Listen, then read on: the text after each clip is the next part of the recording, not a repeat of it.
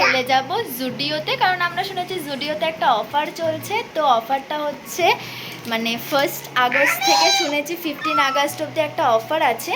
তো সেই অফারের জন্য আমরা গিয়ে একটু দেখে আসি যে কি জিনিসে কেমন অফারে দিচ্ছে, যে আমরা সেটা পারচেস করতে পারি কিনা। তো চলো তোমাদের সাথে সেটা শেয়ার করে নেব। সো আমরা বেরিয়ে পড়েছি। রাস্তায় যথেষ্ট জ্যাম, সিগনালে দাঁড়িয়েছিলাম। দেন আমি তো খুব এক্সাইটেড, দেখি সবাই বলছে জুডিওতে ভালো কালেকশন আছে। তো কী কালেকশন আছে দেখি যে সেটা কেমন। আগে একবার যখন জুডিওতে গেছিলাম তখন আমার খুব ভালো লেগেছিলো কালেকশানগুলো, আর রিজনেবলও ছিল। কিন্তু এবার দেখি যে কালেকশানগুলো কেমন আর কি, কারণ অনেকে বলে অনেকের পছন্দ হয় না, স্বাভাবিক, সবার চয়েস তো সেম নয়। তো দেখে নিই কেমন। আমাদের বাড়ি থেকে জুডিওর ডিস্টেন্স খুব একটা বেশি নয়, হার্ডলি 10-15 মিনিট লাগে, আর স্কুটিতে গেলে তো তার থেকে কমই লাগে। তো আগে প্রত্যেক রোববার আমরা কোথাও না কোথাও খেতে যেতাম, কিন্তু এখন আর সেটা যাই না।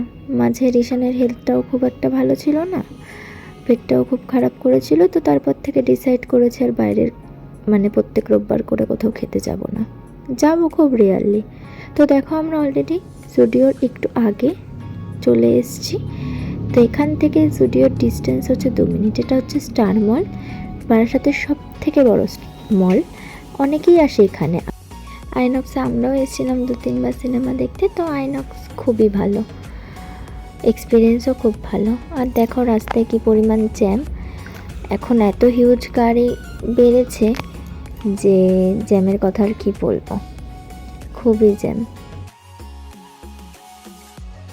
এখন বারাসাতে এত মল হয়েছে মানে সেটা বলার মতো না। এই দেখো জুডিওর পাশেই মানে আগেই একটা হচ্ছে ইউজটা মল বলে একটা হয়েছে। তো এটাও খুব ভালো কালেকশন, বাট আমি কখনো যাইনি।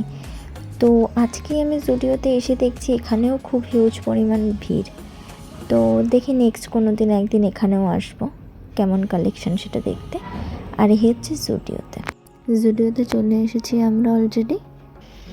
তো আলাদাই ভিড়।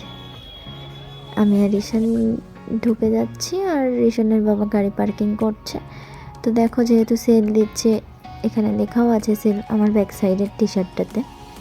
আর সেল দিচ্ছে মানে অবশ্যই ভিড় হবে। এর আগেও আমি একবার এসেছিলাম, তো তখন আমি এত পরিমাণ ভিড় পাইনি, কারণ তখন অফার ছিল না। আর অফার থাকলে স্বাভাবিক ভিড় হবেই। এই হচ্ছে 399-এর কুর্তিগুলোর কাছে অনেক লোকজন, তো আমি গেলাম না। আমি 199-এর কিছু টি শার্ট দেখে নিচ্ছি। তো আমার পছন্দ তো হচ্ছে না, তাও দেখি হয় কি না। বাট খোঁজার পরেও আমার পছন্দ ঠিকঠাক হচ্ছে না।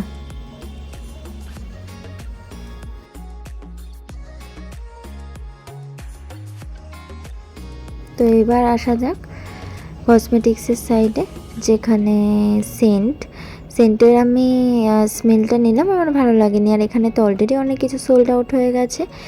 নেল পলিশের এইখানে 49-এর কিছু অফার ছিল, 199-এর কিছু অফার ছিল। এই যে নেল পলিশ 4টে কি 2টোর কম্বো সেট ছিল। আর এই সাইডেও আছে 3টে নেল পলিশের কম্বো সেট। তো 199-এই ছিল। কিন্তু আমি যেই প্রফেশনে আছি সেখানে তো নেল পলিশ পরাও রেস্ট্রিক্টেড, তো সেই জন্য আমি নিয়েও নি, কী করবো, আননেসেসারি বেকার। আর আমার নিউড লিপস্টিকের খুব দরকার ছিল ম্যাট, বাট আমি সেটা এখানে পাইনি, এগুলো ম্যাট ছিল না। তো সেই জন্য আমি এগুলো পারচেস করিনি। আর এখানে অনেক ভ্যারাইটি লিপস্টিক আছে, যদি তোমরা নিতে চাও তো যেতে পারো, কারণ গ্লসি লিপস এর জন্য যেগুলো ইউজ করে আর কি, তো সেগুলো এখানে ছিল। আর এই সাইডে হচ্ছে এটা পুরোটাই লিপস্টিকের সেকশন ছিল। আর এটা হচ্ছে নেল পলিশগুলো আমার খুবই ভালো লেগেছে। স্পেশালি একটা পিঙ্ক কালারের নেল পলিশ আমার খুবই পছন্দ হয়েছিল, এই যে। তো আমি ট্রাইও করেছি ওখানে ট্রাইমিতে। এই যে একদম ফ্রন্টে যেই নেল পলিশগুলো রাখা থাকে সেটাই অ্যাকচুয়ালি ট্রাইমি বলে লেখা থাকে, তো ওইগুলো থেকেই ট্রাই করতে হয়। আর আমার পিঙ্কটা খুব পছন্দ হয়েছিল, বাট আমি নিতে পারিনি বিকজ ওখানে হিউজ লাইন ছিল। আর আমি যেটা বুঝতে না পেরে ডিরেক্ট ক্যাশ কাউন্টারে চলে গেছি, আর ওখান থেকে আমাকে বলা হলো কি এখানে লাইন আছে অনেক। তো দেন তারপর লাইন দেখে আমার মনে হলো না বেকার আমি একটা নেল পলিশ অতটা লাইন দেওয়ার পর নেব। দেখো টপের কালেকশানগুলো আমার একটুও পছন্দ হয়নি, কারণ সত্যি কথা বলতে ডেইলি প্যাসেঞ্জারি করার জন্য বা সামথিং কিছুর জন্য এই টপগুলো একদমই মানে ভালো না। আর এখানে তো আমি কোনো কিছুই দেখতে পাইনি, মানে আগের বার আমি যত সুন্দর কালেকশন দেখতে পেয়েছিলাম এরকম কিছুই নেই। আর বেশিরভাগ সব কিছু সোল্ড আউট হয়ে গেছে, বিকজ এত সুন্দর অফার দিচ্ছে মেবি সেই জন্য। এখানে খুবই ভিড়, মানে লিটারেলি আমি যে রিশানকে নিয়ে যাব সেই যাওয়ার মতনও জায়গা নেই, এখানে এত পরিমাণ ভিড়। এই দেখো ক্যাশ কাউন্টারের লাইন, তো আমি অ্যাট ফার্স্ট বুঝতে পারিনি কি এটা ক্যাশ কাউন্টারের লাইন ছিল। তো আমি তো নিইনি কিছু, বেরিয়েও গেছি, কারণ আমার ভালো লাগেনি প্রথমত। আর সব থেকে বড় ব্যাপার যেটা ছিল যে জুডিওর সামনে এত বড় একটা মল, তো তার সামনে কোনো পার্কিং জোন নেই। জাস্ট মানে কি বলবো, তো হ্যাপাজার্ডভাবে গাড়িগুলো পার্ক করা ছিল, তার জন্য রিশানের বাবা যেখানে গাড়ি রেখেছিল ওখানেও তারা দিচ্ছিল কি যাতে গাড়িটা তাড়াতাড়ি সরায়, তো সেই জন্য আমরা তাড়াতাড়ি বেরিয়েও গেছিলাম। আমরা জানি না আমরা কোথায় যাচ্ছি অ্যাকচুয়ালি, না ও চিনি না আমি। চলো দক্ষিণ পাড়া এই রাস্তাটা দিয়ে ওঠা যাবে? হ্যাঁ এটা দিয়ে যাবো। ই বাবা, ও মাই গড, এটা কোথায়? দূর, এর কি মারাটার স্বভাব, মানে লিটারেলি না চিনে না জেনে শুনে, না জেনে শুনে মানুষ যদি কোনো রাস্তায় চলে আসে, মানে জুডিও থেকে বেরিয়েছি মানে খুব বাজেভাবে। কারণ সত্যি কথা বলতে ওখানে এত ভিড়, না পার্কিং জোন আছে না কিছু আছে, তার মধ্যে অলরেডি অনেক কিছু সোল্ড আউট হয়ে গেছে। না দক্ষিণ পাড়ায় যাবো কোথায়? একদম সোজা। মানে লিটারেলি জানি না কোথায় যাচ্ছি, মানে এরকম একটা ব্যাপার। দক্ষিণ পাড়ায় যাবো কোন দিকটা দিয়ে বলতে পারবেন?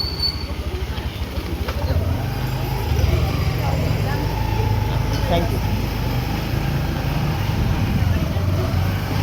আমি বুঝি না এই রাস্তাটায় ঢোকার কি দরকার ছিল। মেন রোড দিয়ে যাবো কেন? আমি এখান দিয়ে ফাঁকা রাস্তা, ফাঁকা ফাঁকা, এত গ্যাঞ্জাম নেই। ঠিক আছে, বাম্পার আছে, কনসিয়াসলি চালাও।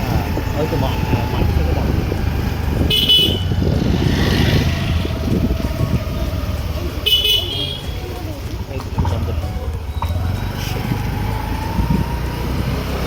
যাই হোক, তো জুডিও এত বাজে লাগলো, মানে সিরিয়াসলি না পার্কিং জোন আছে, এভরিথিং অলরেডি সোল্ড আউট। আর ওখানে জুতো থেকে শুরু করে ড্রেস থেকে শুরু করে মানে অনেক জিনিস পড়ে আছে ফ্লোরে, মানে সিরিয়াসলি স্পিচলেস। এবার কোন রাস্তায় যাবে? এদিকে একটা এদিকে একটা, এই মা এটা না, না হলে আবার ব্যাক করে আসবো।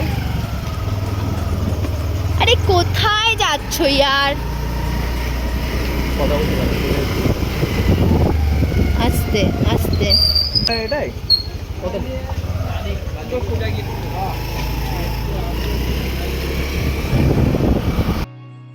জুডিওতে গিয়েও আমাদের আজকের সফর এখনো অফ হয়নি, মানে আমরা এখনো অবধি ঘুরে যাচ্ছি। কেন? অ্যাডভেঞ্চার খুব ভালো লাগে তো। ও মাই গড, দেখে সাবধানে কনসিয়াসলি চালাও। কই পড়ে গেছে? পায়ে লাগেনি তো? মানে লিটারেলি আমি বারবার নাম, নাম, বললাম এর পেছনে থেকে যা, পেছনে যাওয়াই ভালো ছিল। তো দেখে চালাও, অনেক বাম্পার গলির মধ্যে, এই জন্য আমি বলেছিলাম মেইন রোড দিয়ে চলো। তো যাই হোক, মানে আমি ভেবেছিলাম একটা নেল পালিশ নেব, কারণ পিঙ্ক দক্ষিণ পাড়াটা কোন দিকে পড়বে? দক্ষিণ পাড়া একদম সোজা।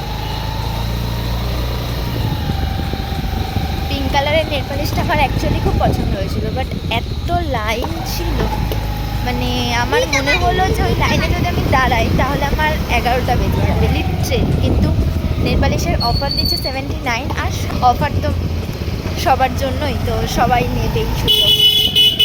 তো আমি পেলাম না আমার পিঙ্ক কালারের নেল পালিশটা, দেখি অন্যদিন দিয়ে হয়তো আমি আনতে পারি।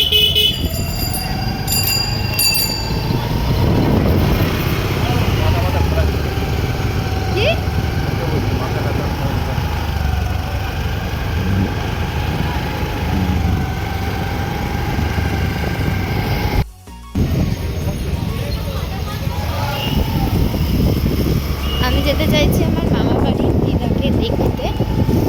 সেই জন্যই আর কি জুডিও থেকে বেরিয়ে ভাবলাম যাই দিদার কাছে একটু ঘুরেই আসি, দেখা করে আসি।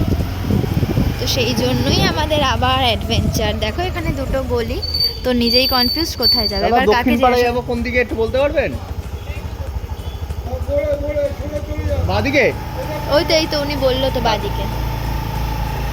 ওখানে একজন ছিল, উনি আমাদেরকে বলে দিল যে বাদিকে।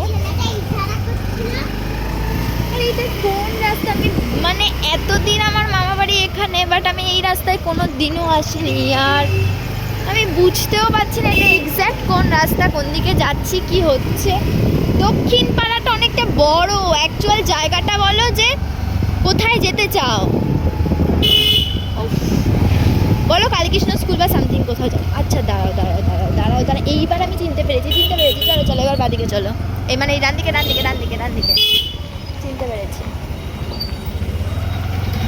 ডান দিকে। এইবার আমি চিনতে পেরেছি। আমি তাই ভাবছি আমি এখানে থাকতাম, বাট আমি কেন চিনতে পারছি না। আমি এখন বুঝতে পেরেছি এক্স্যাক্ট কোথা দিয়ে, মানে ওই রাস্তাটা আমি চিনতাম না, ওটা আমার পক্ষে কখনোই পসিবল ছিল না চেনা। বাট এখন আমি এই জায়গাটা চিনি, কারণ এই জায়গাটা থেকে আমি আগে স্কুলে যেতাম দাদুর সাথে। তো এই গলিটা চিনি আমি, এই রাস্তাটা। এবার চিনি, হ্যাঁ ডান দিকে। এবার আমি বুঝতে পেরেছি। এতক্ষণ ধরে মানে আমি ভাবছি কি হচ্ছে, কোথায় যাচ্ছি না, মানে কিছুই বুঝতে পারছি না। আচ্ছা আমার মামা বাড়ি, এটা না ওপো ফোনটা নাও। দেখো আমার মামা বাড়ির গাছে কি সুন্দর কাঠগোলাপ হয়েছে, নতুন লাগিয়েছে গাছটা। সো আমরা জুডিও থেকে চলে এসেছি মামা বাড়িতে। শুনতে পাচ্ছে না বাবা, তার জন্য কলিং বেল টিপতে হবে। আমার মামা বাড়ি মানে যেখানে মানে আমি ছোটবেলা থেকে এই বাড়িতেই বড় হয়েছি, মানে এখানে আমার অনেক মেমোরিজ। সো এটাই হচ্ছে আমার সেই মামা বাড়ি, যেখানে জুডিও থেকে আমরা ডিরেক্ট চলে এসেছি। ওই যে আমার সোনা মামি চলে এসেছে আমাদের জন্য দরজা খুলতে। অনেক অ্যাডভেঞ্চার করে চলে এসেছি মামা বাড়িতে। যে হচ্ছে আমার কিউট দিদা, তো একটু শরীরটা খারাপ হয়েছিল তাই দিদাকে দেখতে চলে এসেছি স্টুডিও থেকে। তো তোমাদের শেয়ার তো তোমাদের ভিডিওটা কেমন লাগলো অবশ্যই জানিও, আমাদের অ্যাডভেঞ্চারটা কেমন লাগলো অবশ্যই জানিও, আর স্টুডিওতে তোমাদের জিনিসগুলো কেমন লাগলো অবশ্যই জানিও। সো আর ভালো লাগলে অবশ্যই সাপোর্ট।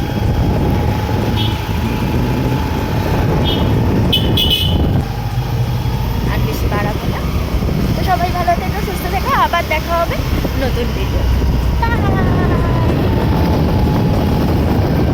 বাবা বলে দাও।